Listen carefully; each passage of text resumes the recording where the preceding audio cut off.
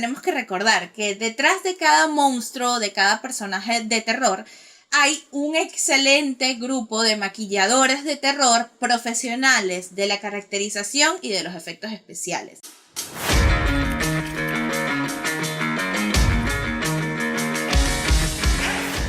Hola a todos, bienvenidos de nuevo a Belleza en Perspectiva, el podcast de belleza. Como siempre, bueno, estoy aquí con mi hermana Roxángel, que hoy trae un maquillaje bien brillante, se te ve full la escarchita. ¿Sí? Ah, qué bueno, era la idea. ¿Cómo estás, Roxana? ¿Qué tal? A ti también Bien, se te nota bien. bastante así todo el azul, sobre todo los labios se te ven bellos. Bueno, esperamos que todos estén muy bien, que una vez más el episodio de hoy nos vuelve a emocionar, siempre decimos lo mismo, lo siento, nos apasiona estos temas y esperamos, bueno, que a ustedes también les sirva o sea, que sea de interés y que también, como siempre, aprendan, o sea, a nosotros también aparte de como de que, ay, sí, nos encantan los temas, también nos gusta como dejarles algo, pues, así sea una mínima enseñanza. Nos gusta que como digas, que bueno, eso, que las personas se apasionen también un poquito por el tema, o sea, como que entiendan el por qué nos gusta tanto este tema o estos temas de los cuales hablamos, y por eso es que nos gusta darles como bastante información, ¿no? Para que se vayan como llenitos así de aprendizaje. exacto, ¿no? Y que aprendan algo, pues que digan como que, oye, mira, en este episodio aprendí que el maquillaje tal cosa, o yo aprendí que cuando mi piel se quema, está gritando. Total.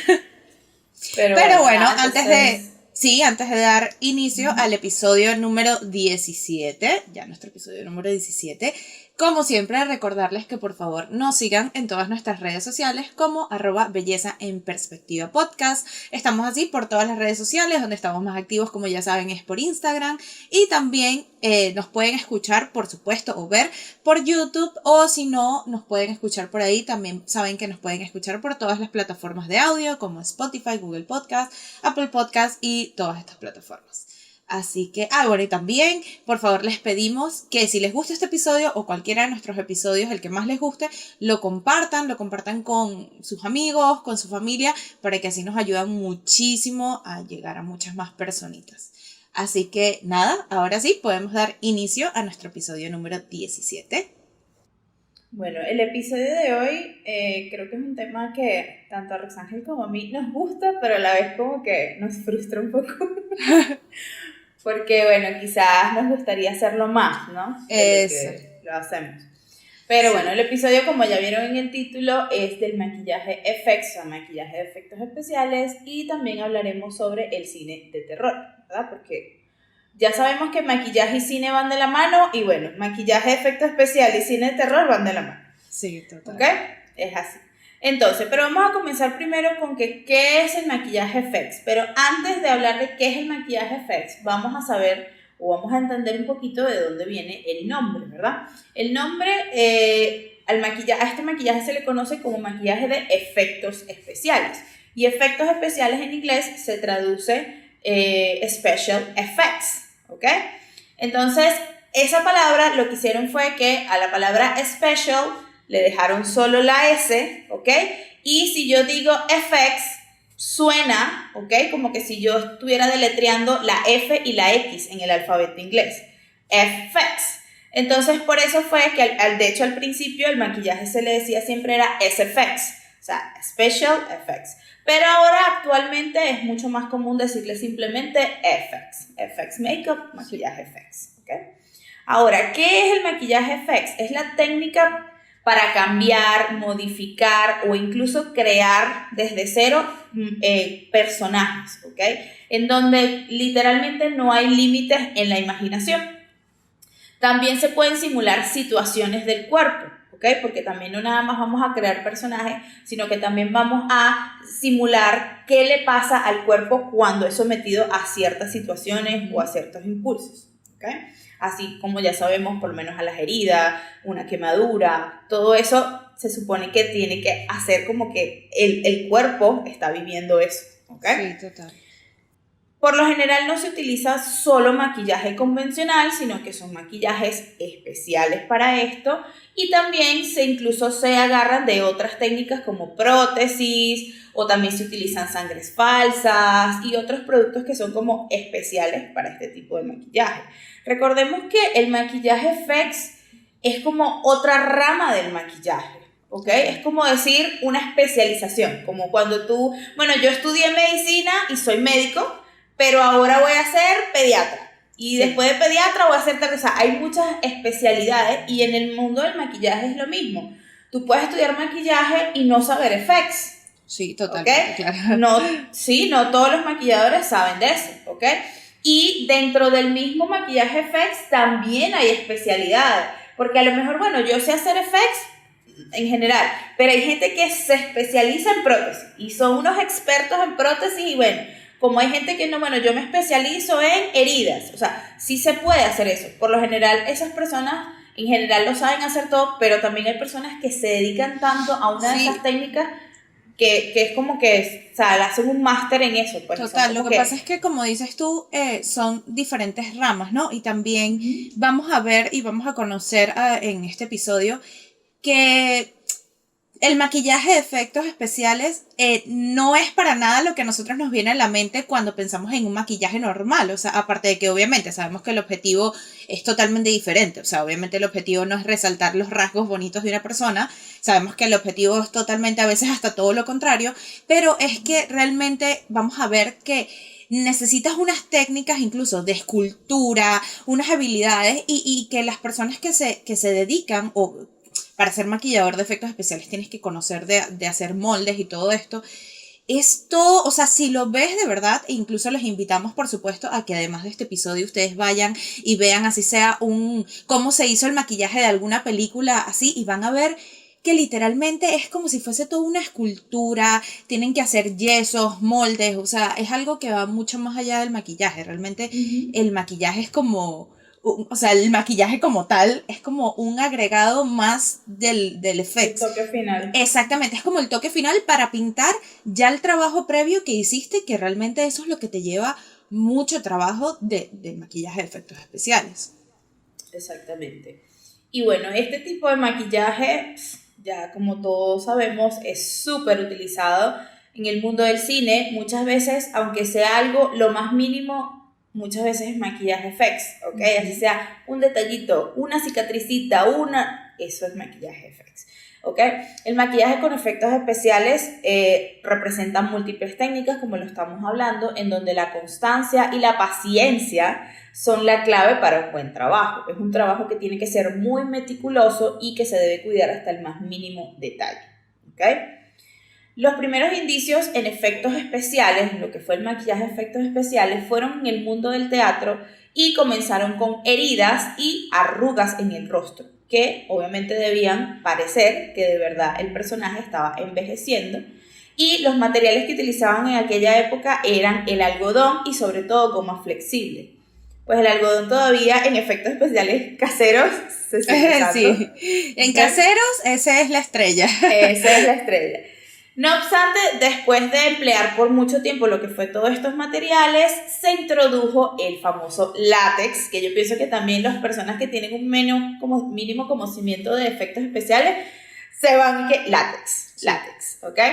Que era un material mucho más sencillo de aplicar y que tenía acabados mucho más realistas que lo que era la goma flexible, ¿ok? Entonces, la llegada del látex también fue una gran revolución para los maquilladores de los años 80. Y más tarde, ya con la evolución de todo esto, algunos profesionales intentaron combinar algunos efectos mecánicos con técnicas del maquillaje. Todo esto cuando empieza también lo que es la evolución del cine y de la tecnología, ¿no? Y entonces creaban como criaturas robóticas, lo que recibe el nombre de animatrónicos. Entonces daban vida y movilidad a muchos personajes. Entonces, por lo menos en el personaje de extraterrestres de Aliens en 1982 o en el mismo Jurassic Park, aunque ustedes lo vean todo mecánico, eso también tiene un trabajo de maquillaje porque la base, la estructura es mecánica, pero todo lo que lo recubre va trabajado en maquillaje de efectos especiales. ¿Okay? Entonces ahí vemos la combinación tan interesante de ellos. Bueno, ¿y qué se necesitará para hacer un trabajo de effects, no? O sea, ¿por qué es tan importante el trabajo de un maquillador? O uno dirá, bueno, sí, cualquiera lo puede hacer. En realidad es como estábamos diciendo, esto literal es una especialización, es una profesión bastante complicada, ¿ok? Yo diría que de las ramas del maquillaje para mí es una de las más difíciles, ¿ok? Yo digo que sí, total. No es que yo digo que no hay duda de eso. Sinceramente es una rama que requiere mucho trabajo, mucho esfuerzo, mucho conocimiento incluso de anatomía, mucho conocimiento de todo. Entonces, realmente...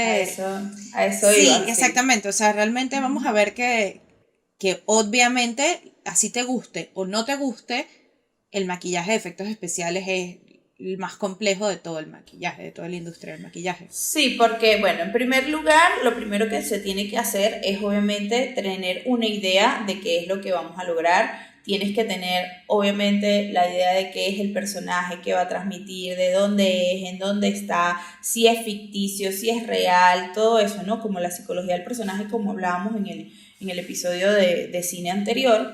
Y una vez que ellos ya tienen como esa información y esas ideas, entonces obviamente hay que bocetear el personaje, ¿ok?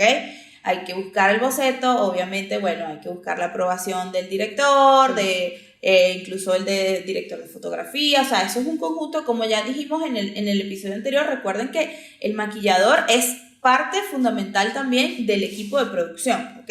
No es que, bueno, aquí está el director hablando con este otro y el maquillador allá, mira, sí, dale, no, o sea, están todos reunidos meses antes de crear la película, porque el maquillador es igual de importante que el resto Claro, del de equipo, hecho, el ¿no? maquillador a veces trabaja desde tanto antes, desde que de verdad, antes de que de verdad se tenga el resultado final. Hay una película en la cual hablaré un poquito más adelante, pero esta película ahorita que va bien con lo que estás diciendo, el maquillador recibía ciertas instrucciones al principio para ir creando como el boceto, ¿no? Del personaje, pero resulta que cuando se iba creando, el mismo director le iba diciendo, no, quítale los ojos y ahora le vas a poner otra cosa, ya no va a tener ojos, ya no, o sea, es todo un proceso, como decimos, de No, previo de... y que también tienen que incluso después irlo adecuando al actor, porque muchas Claro, veces tú tienes una imagen y resulta que cuando se lo haces al actor o no le queda bien allí, o a lo mejor, mira, no, él tiene más nariz, menos nariz, o sí, sea, lo tienes que ir adaptando tanto al personaje como al mismo actor, ¿ok? sí. Y Entonces, también a la normalmente, iluminación y todo, que eso también lo dijimos en el capítulo anterior, que la iluminación y todo eso es tan importante también por lo mismo, porque en esta misma película, lo digo porque vi como un documental de cómo se hizo, y es porque en esta misma película eh, el director tuvieron que hacer varios moldes de este personaje porque al principio creo que era la silicona, habían tenido problemas para trabajarlo, o sea, habían hecho todo el personaje de silicona y luego tenían problemas con la iluminación porque se comía la luz o algo así, o sea, como que no era nada lo que esperaba y tuvieron que volver a replantearse el personaje otro ahora en material. base a otro material. Sí, bueno, normalmente estos moldes se trabajan con pastas y con yeso, ¿ok? Y a veces también otros materiales como barro. Y la verdad es que utilizan un montón de materiales simplemente para dar diferentes texturas y estilos, ¿ok? También se puede incluso llegar a trabajar hasta con plastilina, ¿ok? Y el más común, que ya también dijimos, el látex, ¿ok? Que tiene también una apariencia bastante realista a la piel humana. Sin embargo, actualmente se ha usado muchísimo también la silicona para lo que es el tipo de cuando queremos simular piel real, Ujú. ¿ok? Por lo general, el trabajo realmente comienza desde cero y ya después lo que es maquillaje como tal es como que ya lo último del efecto final de para poder fundir eso que creaste con la piel del actor, ¿ok? Ujú. Por lo menos lo que es las, las prótesis se supone que se deben considerar que son una extensión del cuerpo. Por ejemplo, cuando nosotros vemos a esos personajes, por ejemplo, un alien o un duende o cosas así, o sea, si la oreja, obviamente eso no se puede ver como, ah, sí, aquí empieza la prótesis. O sea, se tiene que ver como que literal su oreja es así, o que literal su frente se extiende, o sea, ese tipo de cosas, y eso tiene un trabajo muy, muy grande y tienes que saber hacerlo y saber utilizar todos estos Y ese productos, trabajo va ¿ok? desde que hiciste la prótesis con cuidado de que los bordes te queden bien para que no se noten hasta el momento de la aplicación, para que tampoco se noten, o sea, es todo un proceso y hasta cómo lo maquillas al final, porque si haces todo muy bien, pero el maquillaje no Sí, queda porque bien, es que al final tú tienes que tener en arruinas lo que cuenta hiciste. que primero se tiene que aplicar bien, se tiene que fundir bien con la piel, ¿ok? Se tiene que ver realista, pero a la vez también tiene que durar todo el rato que vayas a durar en la producción, que eso no se puede despegar, que no puede haber, ay, bueno, aquí un bachecito, o sea, nada de eso, ¿ok? Y por eso es que, por ejemplo, ellos hacen los moldes fuera, pero lo que es el proceso de aplicación, el proceso de pintura, el proceso, todo eso se tiene que hacer encima del personaje, encima del actor, ¿ok? Directamente sobre el cuerpo. Otra cosa que también es muy importante sobre los maquilladores de FX es que también tienen, aparte de tener conocimiento incluso de dibujo, de escultura, ¿ok? Porque obviamente cuando estamos diciendo todos estos bocetos que se hacen, necesitan hacer incluso ellos mismos, o sea, ellos no es que le dicen a un escultor, mira, créame la nariz ahí en yeso, no, o sea, ellos son los que tienen que saber moldear todas esas figuras, ¿ok? Entonces saben más o menos, o sea, tienen que saber de escultura. Y aparte, lo que tú dijiste hace rato, que yo lo iba a decir ahorita porque también es muy importante que ellos también tienen que conocer incluso de anatomía, de las partes del cuerpo y no nada más, o sea, sí, en la nariz, el ojo, las partes del cuerpo internas, órganos, músculos, huesos, ¿ok? ¿Por qué? Porque si yo voy a crear una herida, yo necesito que esa herida se vea lo más real posible. O si tú en la película vas documentando cómo va el proceso de evolución de una herida, tienes que saber también cómo va. Entonces también tienes que también saber, y el maquillador tiene que saber cómo reacciona el cuerpo a ciertas situaciones, a ciertos estímulos, ¿ok? Porque entonces, no, mira, ahorita aquí, y eso a veces pasa cuando, lamentablemente, porque sí sucede, lamentablemente hay trabajos de maquillaje en algunas producciones, o quizás producciones bajo presupuesto, en donde quizás, bueno, no contratan al más pro, y entonces uno mismo se puede dar cuenta como que, pero ya va a ser herida, o sea, ahorita estaba roja sangrando y ya ahorita la cicatriz. O no, dices, antes era una herida redonda y ahora es una rayita que tú... Eso iba a decir algo que es muy importante, tener la constancia, claro. Y si la herida no cambia, igualmente la herida siempre se tiene que ver igual, o la cicatriz o lo que sea.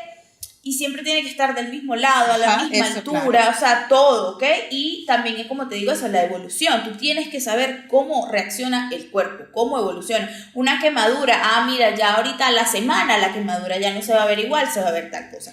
Mira, ahora la piel, tal cosa. Los golpes, los hematomas, todo eso. Entonces, necesitas de los golpes tener conocimiento del cuerpo. Dependiendo del color del golpe, vas a ver si es reciente o si el golpe es viejo, que ya se está a punto de ocurrir. Y eso es algo muy importante, que todas estas cosas tan importantes es lo que realmente nos vende una película, porque puede ser un actor increíble o una producción increíble, pero si el maquillaje no te convence o el maquillaje se nota que es un maquillaje y no parece una herida o lo que sea que tenga que parecer, no te compras la película. Eso te iba a decir ahorita. O sea, la idea de todo esto es crearlo lo más realista posible para que se vuelva creíble al espectador. Y eso incluso lo hablamos hasta en el episodio anterior, porque hasta el cine de Mass Beauty, en el cine también es importante, ¿ok? Y acá más todavía. O sea, es más, que es lo que digo, muchas veces pasa que hay maquillajes que tú ves y dices... que no es tan fea. Y tú pasas todo el rato y hasta te burlas y se vuelve un chiste y no. Y te arruina la película. Para nada. ¿Tú te imaginas ver una película, ya no hablemos de cine de terror, pero una película bélica, una película de guerra o algo así, y las heridas no te convencen? No te crees nada de la película. Literalmente te arruina toda la película. Si el maquillaje está malo. Totalmente. Bueno, y entonces llegaron lo que fueron los años 70 y 80 y entonces empieza lo que es la época dorada del cine de terror, ¿ok? Y pues yo pienso que no podemos hablar de maquillaje de efectos especiales sin nombrar el cine de terror porque van completamente de la mano. Entonces, podemos empezar a hablar sobre la historia del cine un poquito. Sí, y es que el terror en general, ¿no? Es como una diversión ya para las personas, obviamente no digamos para todas, pero es indudablemente ya una manera de entretenimiento, ¿no? Lo que es el terror en general. Y es que por supuesto se ha vuelto parte del día a día, incluso contar historias de terror, con la luz apagada, y por supuesto con el paso del tiempo esto se vio reflejado en lo que es la cultura de ocio, en el cine, y la búsqueda de eso escalofriante, ¿no? Por medio de estas historias aterradoras, ¿no? Entonces, ¿qué es el cine de terror? El cine de terror es un género cinematográfico que se caracteriza por su voluntad de provocar en el espectador sensaciones de pavor, terror, miedo, disgusto, repugnancia, horror, incomodidad e incluso preocupación. Sus argumentos frecuentemente desarrollan una súbita intrusión, ¿no? En un ámbito de alguna fuerza, evento o personaje de la naturaleza maligno o celestial incluso. Y a menudo puede ser es de origen, por lo general, es de origen sobrenatural o incluso puede ser de origen criminal. Este género existe desde mediados de 1930. En sus inicios, este género estuvo muy influenciado por la literatura gótica de autores como Bram Stoker, Alan Poe y Mary Shelley. Por supuesto, antes lo que era basarse en estas literaturas, que realmente conoceremos que la literatura gótica en ese momento, antes de verse plasmada en el cine, realmente no era vista con muy buenos ojos. Era algo como de ocultismo y algo malo. ¿Y qué pasa? Lo que resurgió... De brujería. Sí, exactamente. Cosas de las épocas. Y lo que resurgió a esa literatura gótica fue gracias al cine de terror, porque por supuesto sabemos que la mayoría de las películas en general son inspiraciones de novelas o historias. Por lo menos las clásicas, sí, casi que todas, o sea, son inspiraciones de novelas. Totalmente. Y bueno, vamos a hablar un poquito como de las características del cine de terror. Y es que más allá de la puesta en escena y de estos arquetipos que estamos hablando, que ayudan a definir el género como tal, porque obviamente pues hay ciertas cosas que ya tú sabes que es un género de terror. Si es una película de fantasmas o de exorcismos o de algo así, ya tú obviamente sabes que es porque cumple con esta serie de clichés, ¿no? Por decirlo así, del género de terror. Pero otras de las características que tiene este género son, por supuesto, personajes inquietantes. Y son estos personajes característicos, como ya dijimos, del género. Por ejemplo, pueden ser vampiros, hombres lobo, monstruos, fantasmas, brujas, zombies. E incluso pueden ser algunos animales o creaciones espeluznantes e incluso con formas humanoides. Otra de las características es la iluminación. Y es porque obviamente nos vamos a dar cuenta que es una identidad del género de terror, es la manera como juegan con las luces y las sombras, para generar justamente en el espectador ese suspenso y ese miedo que normalmente en la luz o en el día uno como humano no tiene tanto a como cuando está de noche, ¿no? Entonces vamos a ver que realmente ellos juegan mucho con los claroscuros y con los contrastes de la iluminación. Otra cosa, por supuesto, son los decorados y localizaciones, y es porque, obviamente, muchos de estos incluso, ya iba a decir que, ahorita estaba pensando en una de las películas, que incluso cuando la película hay escenas que se desarrollan en el día, no es un día hermoso, precioso, y no. O sea, alguna vaina, o está medio nublado. O sea, eso, o se empieza a nublar.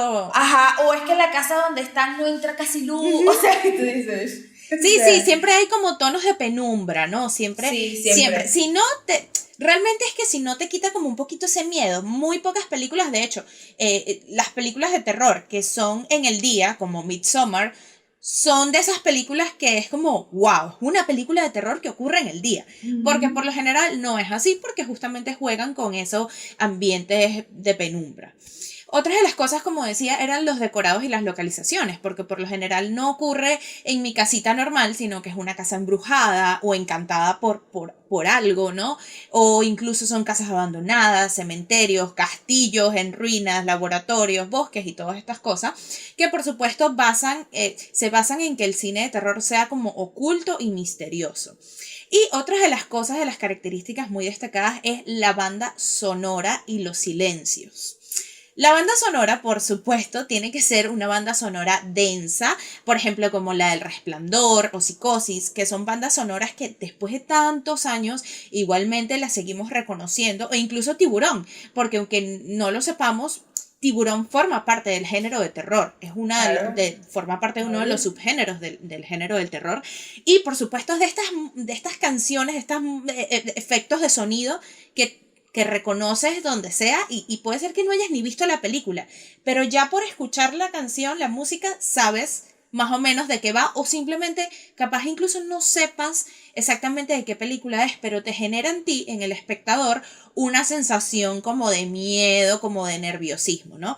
¿Y qué pasa? Que no solo es la música, sino que realmente los silencios juegan un papel sumamente importante en el género de terror, porque por supuesto hay veces que vemos que de repente todo se queda en silencio, no hay nada de ruido, y por lo general es ahí donde ocurre el susto, o donde si no ocurre el susto de verdad, igualmente se busca que el espectador sienta ese susto, ¿no? Entonces, bueno, esas son una de las características como más así. Y que en realidad también, lamentablemente, yo pienso que actualmente el cine de terror se ha valido mucho de eso Sí. y ha perdido un poquito. Para mí, yo antes amaba demasiado el cine de terror, actualmente no tanto. Siento que ha desmejorado, o sea, en cuanto a efectos, no. O sea, obviamente en cuanto a maquillaje y efectos, bien, pero Historias, pues, no sé, historias y en realidad, no sé, es como too much ya y es como, ay, por Dios, o sea, Sí. se basan de cosas que no tienen lógica. Pero una de las críticas que hay actualmente sobre el cine de terror justamente es eso, que se basan demasiado, esos son los jump scare. Ajá. Jump scare es que te hacen, pero eso no se hace Pero ni no siquiera... sucede. No se hace ni siquiera visualmente, sino justamente con lo que estás diciendo.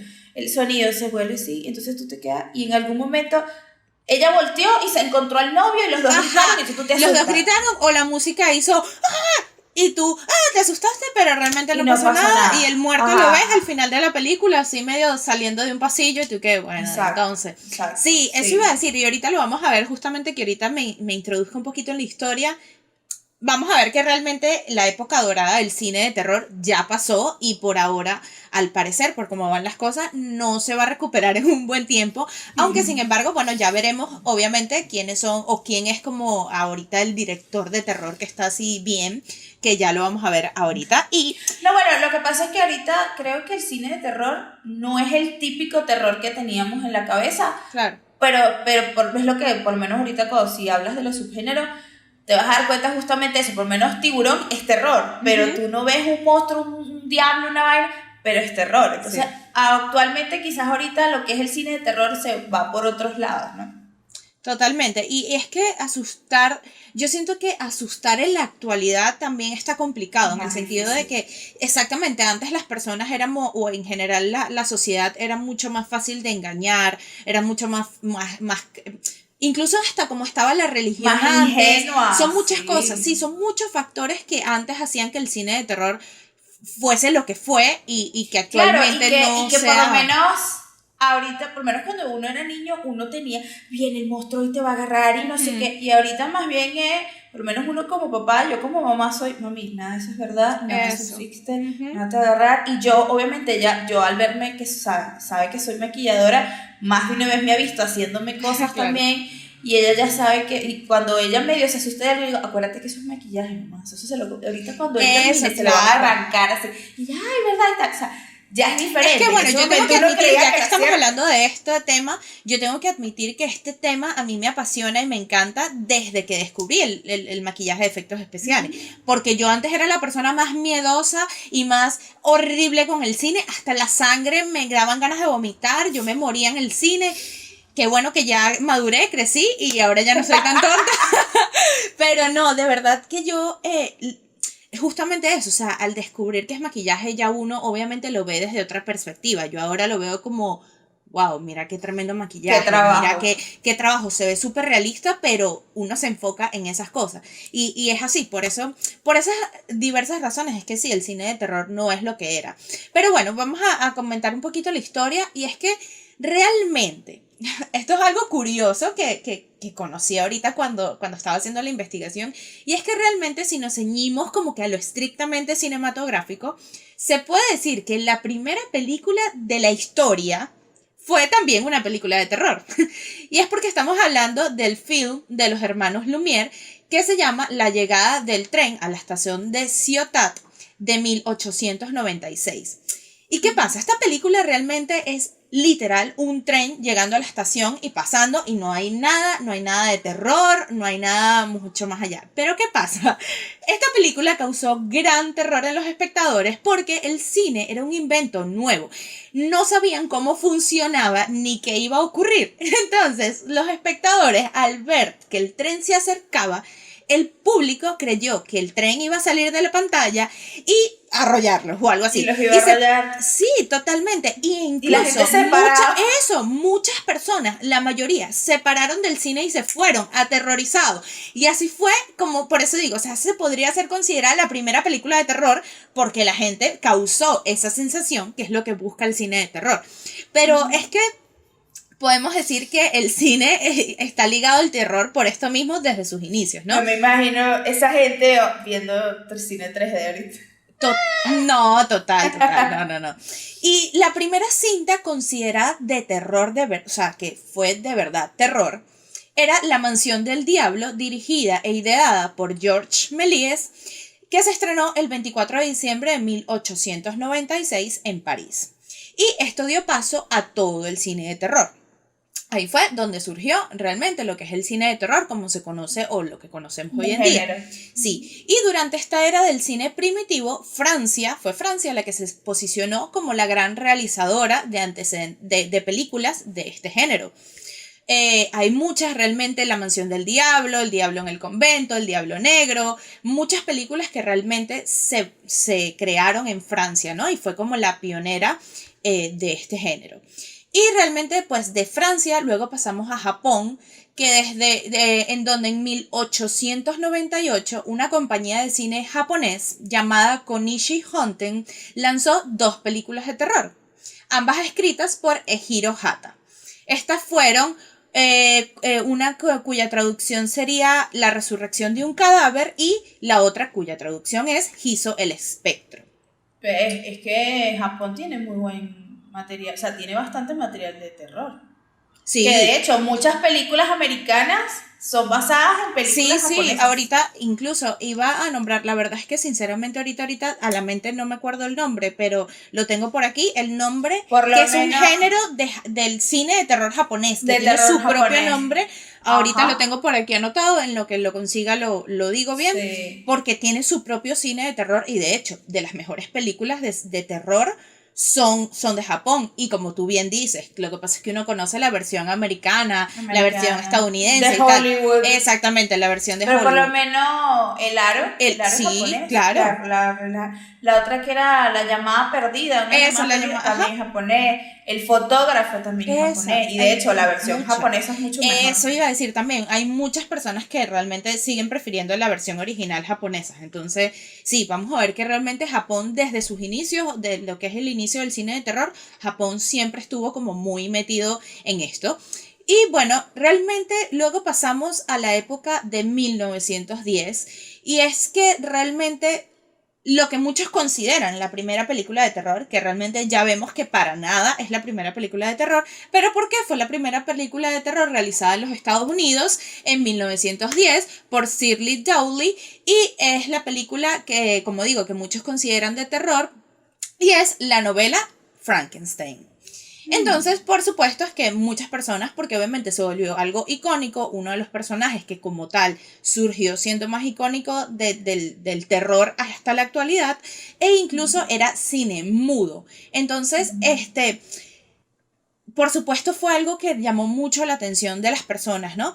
Y desde entonces el cine se ha ido llenando de fantasmas, extraterrestres, vampiros, hombres lobo, demonios, zombies, asesinos, y otra cosa que llamó mucho la atención de Frankenstein fue que fue una de las primeras películas de terror en donde realmente había un maquillaje así, o sea, lo que estamos diciendo, que transformó pero por completo al actor. Entonces, es más, había gente que ni sabía que era él, pues no sabían quién era. Entonces eso también marcó a mucho.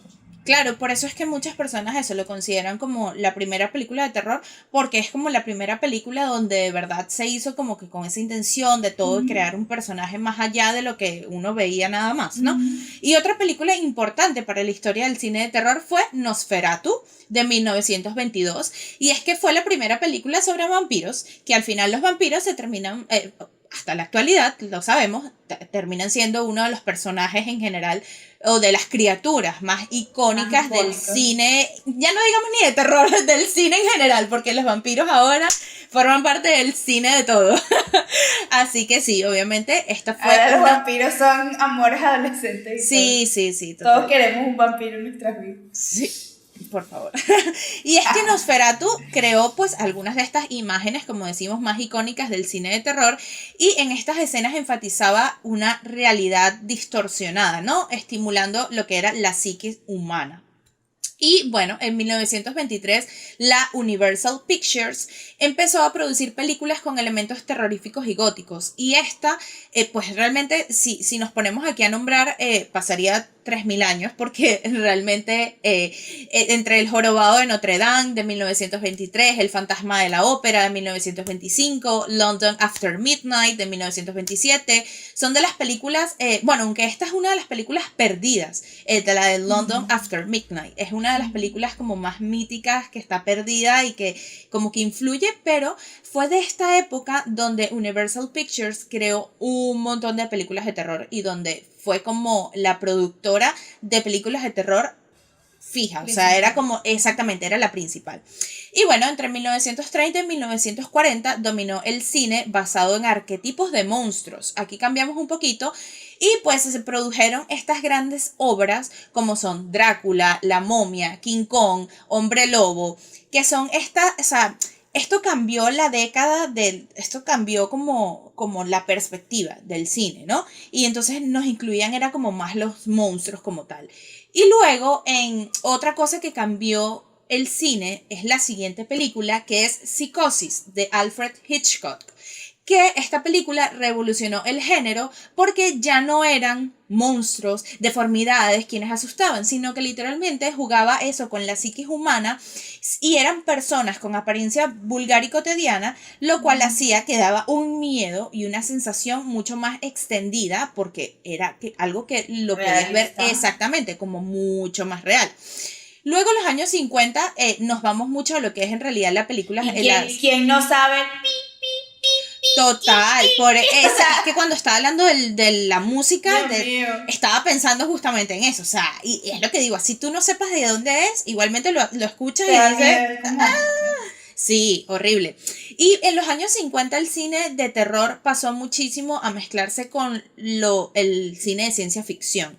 Entonces realmente pasaron a experimentar mucho con, que sí, experimentos científicos y mutaciones de personas, incluso los mezclaban mucho con alienígenas y plantas y todas estas cosas que por supuesto es otro subgénero del cine de terror, no es como el cine de terror diabólico y de fantasmas que uno conoce, que es lo que a veces uno, eso, al no tener idea, crees que solo el cine de terror es eso, y realmente el cine de terror o el cine de horror son muchos subgéneros, y todo lo que te crea esas sensaciones de miedo forman parte de lo que es el cine de terror.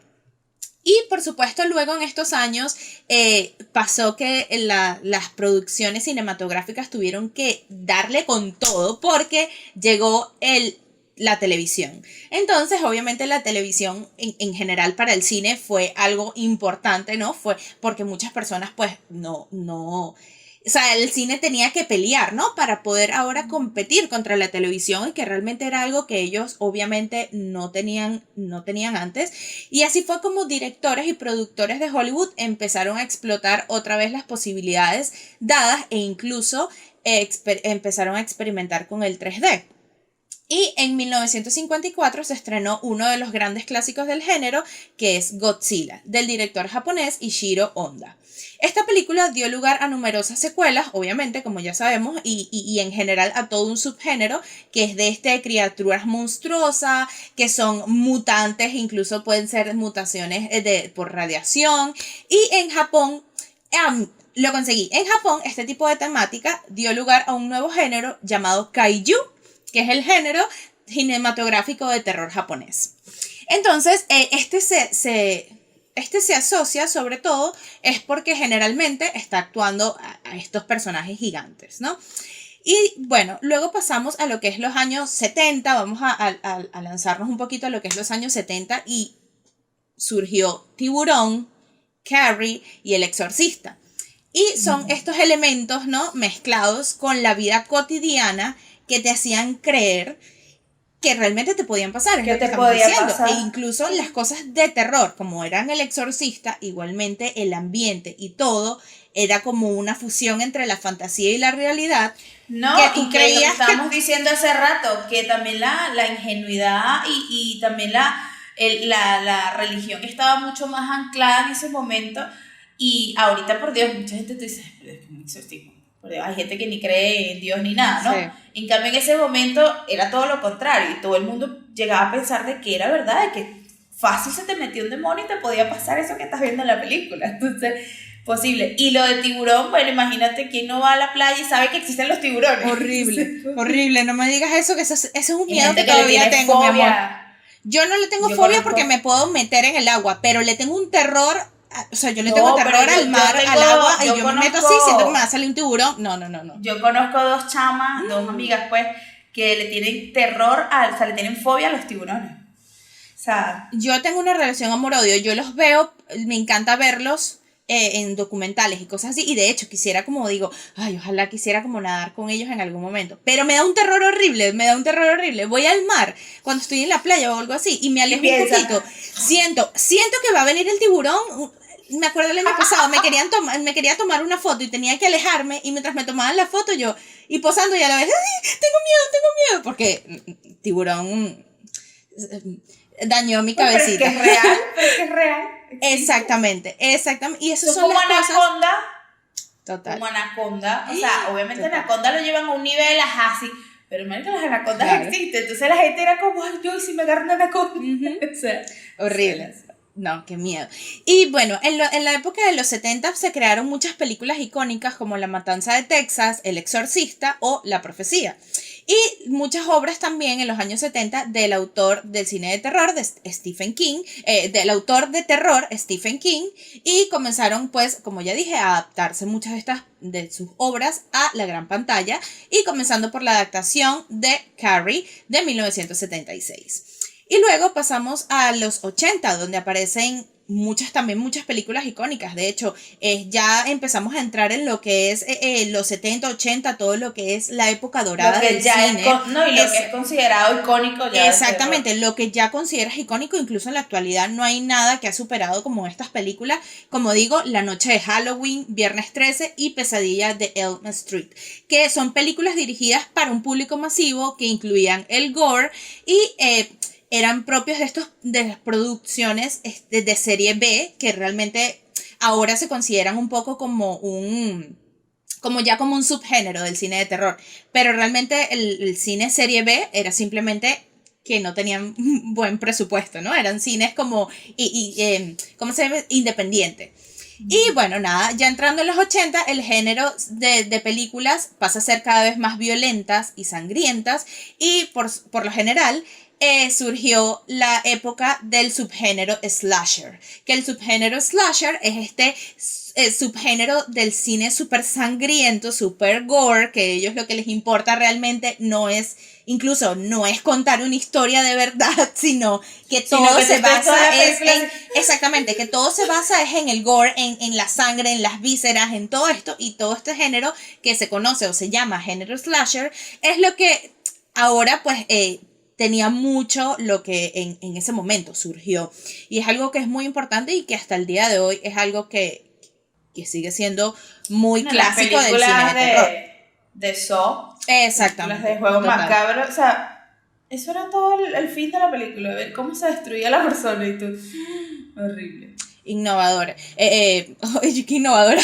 Horrible, sí. Bueno, también innovadoras, porque en ese momento eran innovadoras, pero ahora sí. Y bueno, y luego ya realmente pasamos a la época de los 90, donde surgieron algunas producciones impactantes como Sexto Sentido, Los Otros, y todas ellas con finales sorprendentes e inesperados.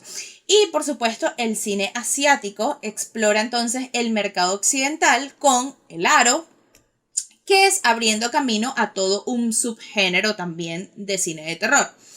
Y en el 91 tuvo lugar otro hito en la historia del cine con El Silencio de los Corderos, que también vamos a ver que es otro subgénero de terror, por supuesto, que aboca más a lo que es... El silencio de los inocentes para los que somos de Latinoamérica. Ah, bueno, eso. Y también otra película muy importante que surgió del cine de terror es Entrevista con el vampiro, de 1994. La amo. Sí, y Carretera Perdida de 1997. Y bueno, nada, realmente todo esto tuvo como un auge, ¿no? En lo que es todo el cine de terror y los subgéneros del cine de terror, que como ya vimos, no hemos hablado como tal de ellos, pero a lo largo de la historia vemos los diferentes subgéneros que salen. Y realmente, en la actualidad, las películas de terror se acercan a casos supuestamente reales, ¿no? Incluso algunos son falsos documentales, te hacen creer que son y que es basado en hechos reales. Y es porque realmente se considera que si estas películas no tienen el basado en hechos reales o inspirada en hechos reales, exactamente, no crea ese mismo miedo en los espectadores como creaba antes una película como Psicosis o Tiburón. En cambio, en la actualidad, incluso tienen que basarse de eso, de falsos documentales. Que incluso se supone que esto no es legal, no está bien. No, bueno, pero es que por eso es que dicen basado y no que es un hecho real. Pero la cuestión es que... Pues, sí, la eléctrica pequeñita ahí. Exacto, yo sigo una youtuber que ella hace críticas de películas, ¿no? Y ella hizo una serie de terror. Y ella decía que lamentablemente, o sea, eso de basado en hechos reales es el 10% real y el otro 90% exactamente. Y que basado en hechos reales es la casa. Lo demás es todo falso. Basado en hechos reales el nombre de la niña. Total. Y lo peor es que hay mucha gente que sí se agarra de eso. Yo tengo a alguien muy cercano a mí que cada vez que, ay, es de la vida real. Y yo, no es de la vida real. O sea, no me vengas con ese cuento. Sí. Y no, y una de las precursoras de todo esto fue el proyecto de La Bruja de Blair, donde supuestamente era hasta un film de esto que ellos van y supuestamente era algo, un found footage, que es como si fuesen de verdad cintas de video que hubiesen sido reales. Tomas exactamente. Que encontraron y ay, mira, vamos a unirlas y mira lo que les pasó. Exactamente, y cosas que por lo mismo, es más por querer vendernos es más por querer vendernos pero esa la película trama. También fue muy boom. Sí, por eso ya a partir de ella creó incluso como prácticamente o es de las más conocidas en ese género, en ese subgénero de lo que es las películas de found footage. Tipo documentales. Exactamente, tipo documentales. O como para Paranormal Activity. Exactamente, eso iba a nombrar Paranormal Activity del 2007 y la española REC también del 2007. Y bueno, ahora si pasamos a la actualidad, como ya hemos dicho, realmente el cine de terror ha tenido un poquito lo que es un bajón, ¿no? En lo que es, sí, en la manera incluso de cómo atraer al espectador. Pero obviamente sí sobresale una figura clave en los últimos años y es el director James Wan, que es el creador de todo el universo del Conjuro, que es una de las películas o ya incluso sagas de películas que se puede decir que es de las mejores valoradas en la actualidad en cuanto a todo lo que es el maquillaje, lo que es el susto, en general todo lo que es las películas, pues el director James Wan, del creador del Conjuro, y es que son muchas películas: Expediente Warren, El Conjuro 1, 2 y 3, Annabelle 1 y 2 y creo que no 3, o 1, 2 y creo que se va a estrenar la tercera. Tienes La Monja, La Llorona. O sea, son literalmente... Unas son desde el 2013, 14 hasta el 2019, que es la última que salió, que tengo por aquí. Realmente, o sea, él ha sido prácticamente pionero o creador de todo el cine de terror en la actualidad prácticamente. Y una de las últimas personas a destacar es Andy Muschietti, que es el director del remake de It del 2007 y la segunda parte también. Entonces yo creo que eso es como lo más destacado, ¿no? Destacable actualmente, sí. Sí, del cine en la actualidad. Total, sí, sí, sí. Aunque, bueno, a mí It no me encantó. No, a mí tampoco, la verdad es que yo creo que es un... A mí me O gustó sea, mucho a más mí la me- 1 que la 2. A mí la 2... A mí Es que el también. final, me gusta más A mí la me primera parte, pero el final pasa. cuando ya están como... Algo O muy... sea, a mí me pasa que cuando ya es demasiado exagerado, Eso es lo... Ajá. ya a mí me da como risa, yo digo. O sea, yo prefiero un terror más calmado que tú digas, podría pasar, o Eso, sea, yo no exactamente, sé, yo también. ¿me entiendes? Pero ya cuando es exagerado, por lo menos la parte donde él crece y un payaso Eso es gigante, lo yo que iba a soy decir, o como, sea, a mí me gusta más como la primera parte de esas películas, pero ya hacia el final, que es algo como too much, ¿me entiendes? O sea, hay que un me hueco, pasa. una vaina y se convierte en una araña gigante o algo así, yo como... Spoilers, estamos dando spoilers, Sí, sorry. lo siento, pero no sé, no. Pero la uno me gustó No. más que la 2 me acuerdo. Pero tampoco ninguna de las dos es mi favorita. De hecho, las del Conjuro sí me parecieron mejores. Las del Conjuro son bastante buenas. Y las de Annabelle y eso también están bastante bien. Así La que monja sí no me la gustó. monja no la vi. La monja no la vi y tampoco he Y visto la La Llorona no Llorona. la he visto. Yo tampoco. Pero incluso dentro de poco, no sé dentro de poco, dígase 1 año, 2 años, no lo sé, pero sé que está en producción otra segunda parte de La Llorona, creo, y otra película también que va a seguir sumando al universo del Conjuro. Bueno. Bueno, terminando ya lo que es la historia del cine, ¿verdad? Vamos otra vez un poquito a concluir con lo del maquillaje. Y bueno, aquí tenemos también algo que también es muy importante, que son técnicas distintas que estos maquilladores tienen que obviamente dominar, como ya hemos dicho. Y por lo menos una de las más a juro que hay que saber para este tipo de personajes, o sea, de creación de personajes, obviamente son las técnicas de prótesis faciales y corporales, porque no nada más se hacen prótesis en el rostro, sino muchas veces, a veces hasta el personaje completo es pura Sí. prótesis, ¿ok? Entonces tenemos esas que es como que una de las, para mí una de las principales para crear personajes como tal. Sí. Y que también va de la mano con la técnica de prótesis capilares, ¿no? Cuando también a veces o no tiene tanto pelo, o tiene poquito pelo, o a veces exactamente, o a veces y las prótesis, como tú estás diciendo, literal puede ser desde una prótesis pequeñita que sea un huequito en la nariz, hasta literal todo el personaje completo que sea puras prótesis. Y vamos a ver también en las películas que vamos a nombrar, donde hay uno que es prótesis de pies a cabeza, literalmente de pies a cabeza. Total. Otra técnica que tenemos también es obviamente la técnica de crear arrugas, ¿ok?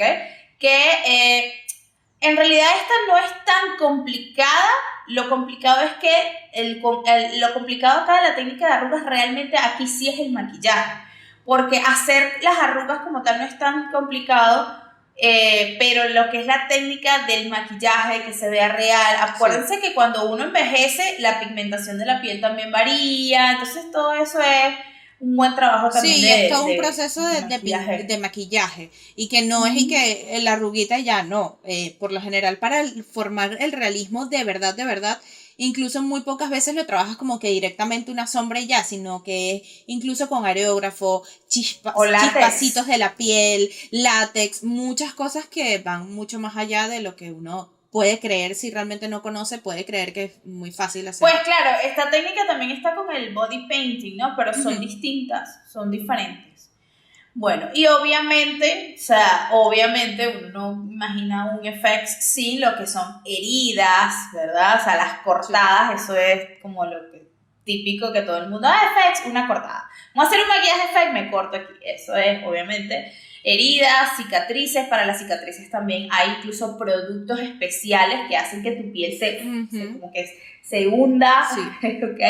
Y todo eso. Buenísimo. Entonces, sí, tenemos muchísimas técnicas que, como dije, o sea, para que tú seas un buen maquillador de FX, tienes que incluso, manejarla. como dijiste tú, tienes que saber la anatomía, pero no solo por si la herida se ve lo de adentro, sino que literalmente se le salen las vísceras y las tripas, porque eso también obviamente forma parte de lo que es el trabajo del maquillador, y desde el momento, desde crear la prótesis de la tripa y de que se vea realista, porque esa es la cosa, obviamente todo se tiene que ver realista. Totalmente. Pero bueno, si a ustedes les gusta esto del mundo del maquillaje FX y todo esto y les gustaría como experimentar o algo así, porque ay, mira, me llama la atención, pues les voy a decir aquí, les voy a explicar un poquito cómo podrían hacer una herida, ¿ok? Improvisada, ¿verdad? En casera. Entonces, se los voy a explicar así, netamente más caserito, ¿ok? Entonces, lo primero que tenemos que hacer es limpiar muy bien la superficie en donde vamos a trabajar, ¿ok? Y luego podemos hacer como un bosquejo o sea, el sketch de la herida que queremos hacer, la podemos hacer con un delineador marroncito, ¿ok? Y también le podemos agregar lo que es sangre falsa, ¿ok? Que esa la puedes conseguir en cualquiera de estas tiendas de maquillaje o esas donde venden productos de Halloween. Ajá, exactamente. ¿Ok? Entonces, pues puedes agarrar, aplicar lo que es la sangre falsa en la herida y el borde de la herida lo que vas a hacer es, puedes agarrar algodón o incluso papel absorbente, en caso de que no tengas algodón, y le vas a hacer como tiritas bien delgadas y lo puedes sumergir en látex o, si más casero todavía, lo puedes sumergir en pegamento blanco de ese escolar. ¿Ok? Y lo vas a hacer el borde justamente de esa herida. Y ya ahí lo que te toca es simplemente, obviamente estamos hablando súper casero, pero puedes agarrar sombra morada y hacerle como los bordes justamente desde el papel donde lo pusiste, como crear como un hematoma con la herida que tienes. Ese papel lo vas a maquillar del color de tu piel, tienes que agarrar alguna base o un corrector que sea lo más parecido a tu tono de piel posible, ¿ok? Y puedes agarrar entonces también, o incluso el morado lo difuminas un poquito como hacia amarillo, como que si estuviera con un hematoma o que ya la herida tiene varios días. Sí, bueno, si le pones amarillo, esa es una de las clásicas. Si le pones amarillo, que difuminas un poquito del morado, pasas al verdecito y luego al amarillo, es la mejor manera para que se vea real. Porque si no, tendrías que trabajar mucho el color morado y el verde, pero si le pones un poquito de amarillo, ya se difumina súper fácil con... De hecho, yo me he hecho heridas que, obviamente, golpes, ¿no? Que parecen reales y si no sabes qué es maquillaje, pues parece real. Claro. Sí. Pero bueno, nada, ahí pueden como que experimentar. Incluso, si no tienes sangre falsa como tal, puedes utilizar un labial rojo y lo mezclas con un poquito de sombra negra y también lo puedes hacer. Obviamente, estamos hablando de una técnica súper casera, pero lo puedes hacer también, no sé, para tomarte fotos o tus maquillajes. Realmente esa es la manera de adentrarse en el maquillaje de efectos especiales. Hacerlo, porque realmente, como son tantas cosas y lo peor es que, bueno, ya estamos medio llegando al final del episodio, pero se nos ha quedado súper corto, porque podríamos estar aquí literalmente a hacer un podcast entero de maquillaje de efectos especiales, porque es que hay tantas cosas que conocer y tanto como el Dermawax y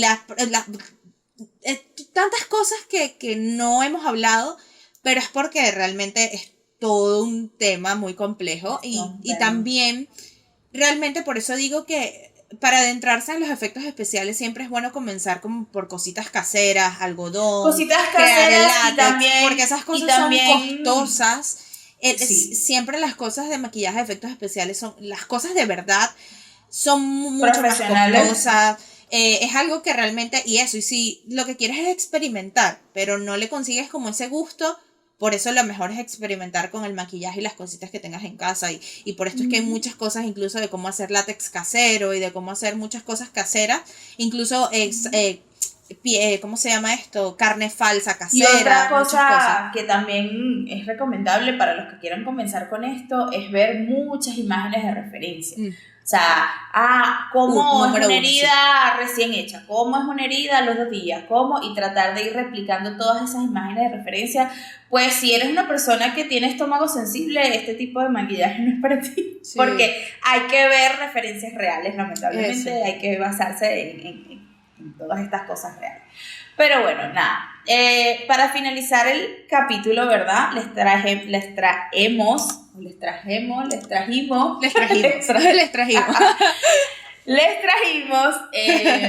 unas curiosidades, unas pequeñas curiosidades de algunas películas con maquillaje de efectos especiales. Por lo menos yo tengo por acá que la del personaje del Joker que hizo Heath Ledger, que más descanse, ¿verdad? Es muy curioso que este maquillaje realmente sí fue hecho con marcas económicas. Y fue el mismo actor que le pareció que quedaría mejor hacerlo con maquillaje barato, ¿ok? Porque esa era como que la vibra que él quería dar de su personaje. Y él mismo fue a la farmacia y compró el kit de maquillaje que le pareció, ¿ok?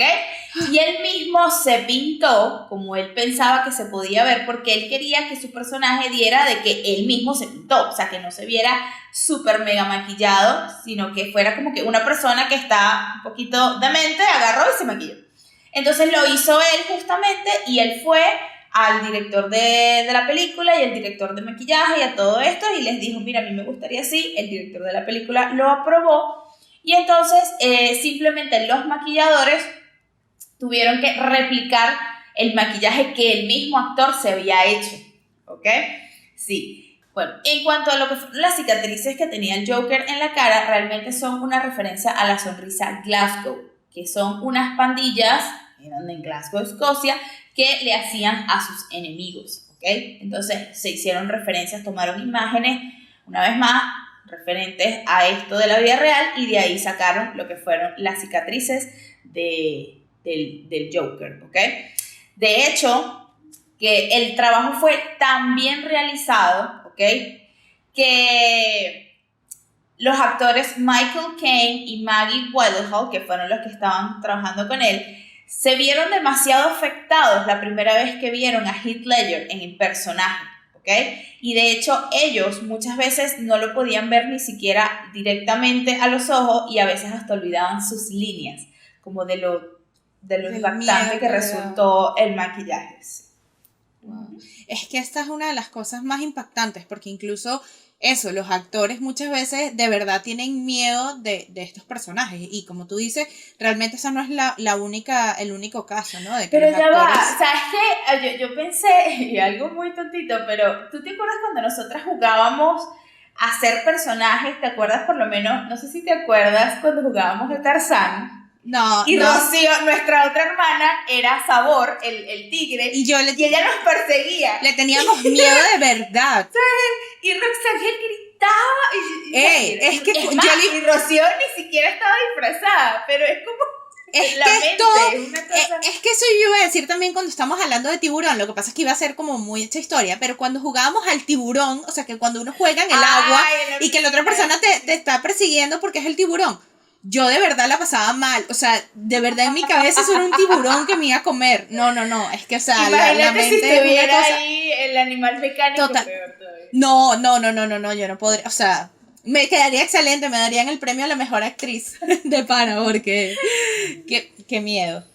Y bueno, pasamos con otra película, y yo tengo por aquí, es la película La pesadilla en Elm Street, que es por supuesto una de las películas más icónicas, de los personajes más terroríficos del cine en general, y por supuesto estoy hablando de Freddy Krueger, que es este personaje súper épico, que su rostro pues está desfigurado, quemado, su jersey de rayas y por supuesto su inseparable guante de cuchillas. Entonces por esto es desde 1984 que se estrenó esta película, es uno de los más icónicos de todos, y de hecho realmente vamos a ver que unas de sus prótesis se crearon muchas para que durante todas las películas, porque ya venían con la idea de crear como todo un personaje, las prótesis y la apariencia del actor siempre fuese igual. Y bueno, realmente esto pues era un gran trabajo, porque llevó largas horas de maquillaje por las que pasaba Robert, que es el actor, y eran horas muy agotadoras porque consistía en muchos trabajos de prótesis. Para esto, el maquillador principal, David Miller, creó 5 esculturas basadas en quemaduras, y junto con el director decidieron como unir estas esculturas, agarraron un poquito de aquí, un poquito de aquí, para crear este personaje. El maquillar al actor tardaba 4 horas y un total de 11 aplicaciones de piezas separadas que debían ser aplicadas. Esto se hacía, por supuesto, con la finalidad de que no pareciera una máscara, o sea, no se lo aplicaban completo como una máscara, cosa que realmente muy rara vez se hace. Por lo general, estas piezas se aplican de manera separadas para que justamente tengas movilidad, crees como este personaje movimiento, más realismo, e incluso con Freddy Krueger la idea era que se pudiese ver la piel y los músculos del actor a través del maquillaje. Por supuesto, todo esto de las prótesis primero recubrían al actor con una vaselina o gelatina para que fuese más fácil la aplicación. Y realmente el problema más grande de todo este maquillaje, que fue ya finalizando el rodaje, y es porque el actor se volvía, ya tenía mucho dolor en la piel, incluso cuenta el maquillador que tenía el actor prácticamente la piel a carne viva, y que el actor desesperado ya al final de los rodajes, ya al final no esperaba, porque eso también es otro trabajo, ¿no? Remover estas aplicaciones, todo esto tiene como un proceso de Sí, remover. el trabajo no es nada más la aplicación, No. el trabajo es retirar las Retirarlo prótesis. es todo Uno un no se las trabajo puede más. quitar así. Pero eso era lo que hacía el actor. En su desesperación ya se sentía tan mal, estaba tan cansado, tan desesperado, que no esperaba al equipo de maquillaje que cuidadosamente le removieran, sino que el actor en su desesperación loca se arrancaba el maquillaje de manera desesperada y por supuesto esto lo lastimaba aún más la piel. Y pues otro datico curioso que me pareció, que en realidad no es maquillaje, pero me pareció algo bastante como chévere de destacar, y es que para el rodaje se tenían diferentes guantes con garras. Habían unos de plástico, otros con garritas no afiladas y otro que era el afilado, que era el que se utilizaba para aquellos momentos de acercamiento a la cámara, ¿no? Que realmente se viesen afiladas. ¿Qué pasa? Que también al final de todo de toda esta grabación hubo un problema, que había muchas veces que se les olvidaba cambiar entre guante y cuando Freddy Krueger cogía a alguna actriz o a algún actor, lo que fuese, realmente le dejaba arañazos y marcas por el cuerpo porque se les olvidaba cambiar el guante.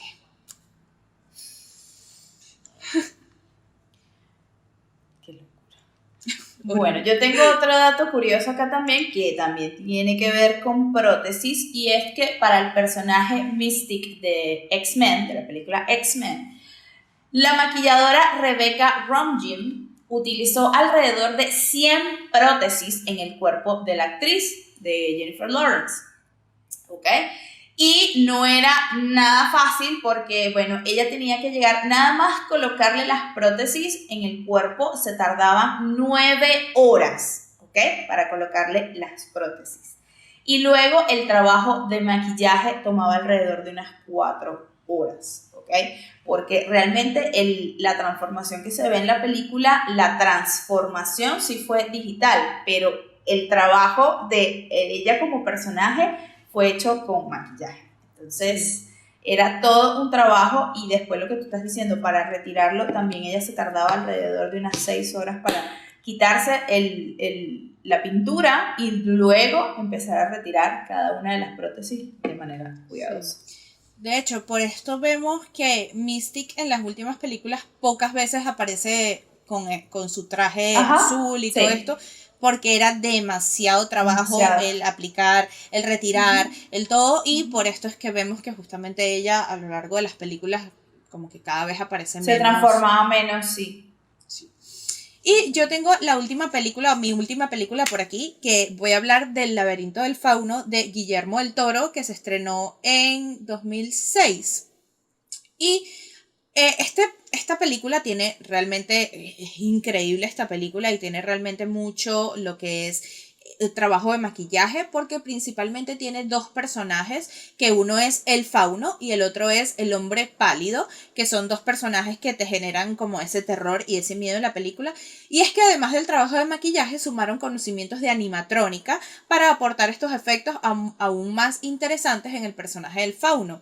Se tenía que trabajar, de hecho, este era el documental de la película que estaba hablando, vi cómo literalmente era como, el del fauno, sí, la parte de arriba es como una máscara. Primero le ponían separado lo que era todo la del cuello, ¿no? Y luego una máscara arriba, pero antes tenían que incluso atornillarle al actor ya con la máscara puesta los cuernos y las orejas, que todo eso era ya animatrónico. Entonces era justamente como esta unión, ¿no? Del maquillaje. Lo que dijimos hace exactamente, rato. exactamente. Y es porque justamente querían darle, por ejemplo, movilidad. Entonces había alguien más atrás, o otra persona aparte del actor, obviamente, simplemente dirigiendo las orejas del fauno. Y así, exactamente, y así se iba haciendo, ¿no? Y por supuesto, ya uno de los más icónicos, y que realmente es el que da miedo en esta película, que es el hombre pálido, que es exactamente el hombre blanco, que tiene no tiene ojos. No tiene ojos y tiene los ojos es aquí en la palma de las manos, así, horrible, horrible. Justamente la palma de las manos también eran animatrónica por separado, era toda una prótesis de maquillaje y por dentro tenía animatrónica, y las manos también las movían por separado, no era el mismo actor que movía como sus manos. Y es que realmente el Guillermo del Toro, ¿no? El director, al principio lo que tenía en mente para crear este personaje es que fuese como, porque él tiene como un montón de piel colgando, ¿no? Y es que justamente para Guillermo del Toro lo que él quería es que fuese como un hombre muy, muy gordo, que de repente, súbitamente, haya perdido un peso gigante y haya quedado raquítico. Por eso es que vemos como estos colgajos, y él tenía en mente como una piel colgante de viejo, sí, como un viejo así que antes era obeso. Entonces todo esto como para darle como esa sensación un poco, ¿sabes? Como Rose. Sí, exactamente, exactamente. Y al principio el personaje tenía los ojos, pero ¿qué pasa? Que Guillermo del Toro y eso fue ya cuando, es lo que también decía el documental, eso fue ya cuando ya iban casi a empezar a rodar, que ya tenían que lo mucho del personaje, exactamente. No, sí, porque dijo como que no le daba miedo, dijo como, me da gross, o sea, es como asquito, no me gusta, pero no me da miedo.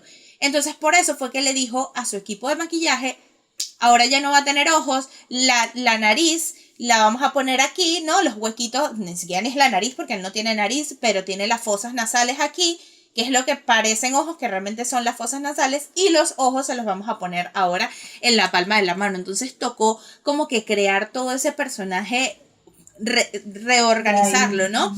Y para armar este personaje se necesitaban aplicar grandes prótesis por todo el cuerpo del actor, incluido el pecho y hasta las piernas.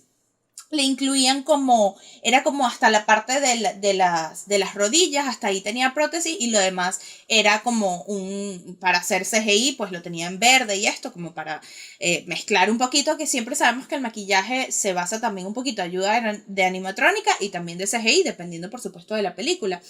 Y es que este personaje estaba creado a base de espuma de látex y silicona, y todas las piezas eran por separado, y obviamente duraban muchísimas horas para aplicárselas al actor. Y el actor no podía ver prácticamente nada, porque obviamente tenía todo esto tapado, solo 2 huequitos aquí, literalmente micro huequitos. El actor no podía ver prácticamente nada y lo tenían que ayudar hasta para comer. Y realmente una de las cosas que me sorprendió es que el actor que hace el fauno y que hace al hombre pálido es el mismo actor. Cosa que por lo general no sucede por lo mismo, porque es mucho tiempo todo esto de estar maquillando, aplicando.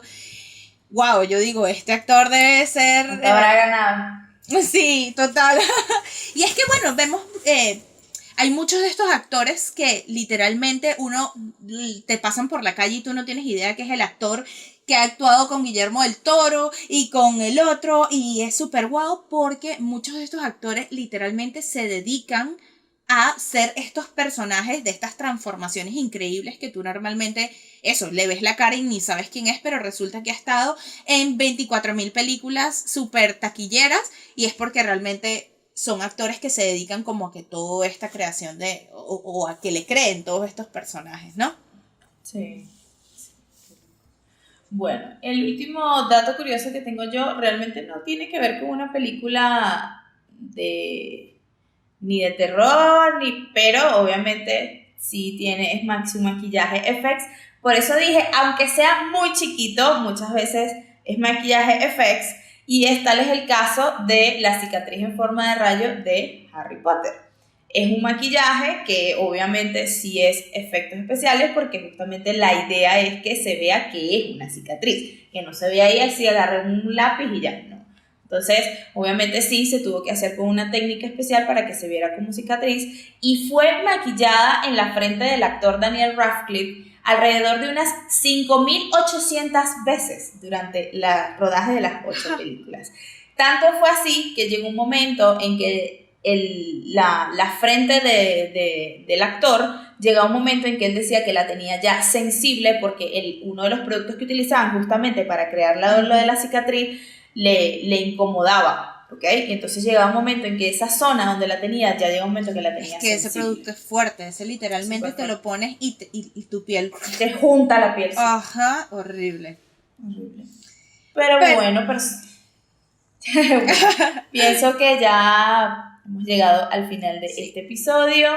Estuvo un poquito largo, pero siento que estuvo interesante. Si eres amante del maquillaje y del cine, pienso que este episodio te va a encantar. Y nada, bueno, espero que como siempre que hayan aprendido algo, que es una de las Yo quiero decir algo final que es muy pequeñito y es lo que decíamos, a veces los maquilladores de cine los olvidamos totalmente, ¿no? Y yo creo que eso es en parte por lo bien que hacen su trabajo, porque la idea es eso, que no creamos que es maquillaje, sino que creamos que es real. Y lo que quiero decir es que tenemos que recordar que detrás de cada monstruo, de cada personaje de terror, hay un excelente grupo de maquilladores de terror profesionales de la caracterización y de los efectos especiales, que gracias a ellos son los que hacen que nosotros nos creamos la película. Y hay que darles el reconocimiento que darles mérito a la carrera de maquillaje como tal, porque no es simplemente pinturita y mucho menos esta especialidad. No, así que para nada. Pero bueno, nada, les queremos recordar una vez más que por favor nos sigan en todas nuestras redes sociales. Estamos como Belleza en Perspectiva Podcast. Recordarles también que por favor se suscriban acá a nuestro canal y le den like a algún episodio que les haya gustado, que nos dejen sus comentarios. Díganos qué película de terror ustedes dicen, esta película, o sea, marcó mi vida y me dio un miedo horrible. Y, o sea, yo digo la mía, El Rito. No la puedo ver, no, ¿sí? No es de maquillaje, no tiene así gran maquillaje ni nada, pero El Rito, no puedo. Sí. ¿Cuál tuya? Una de terror, que a ti te encanta el cine de terror y poco te da miedo, pero una que de verdad te haya dado miedo.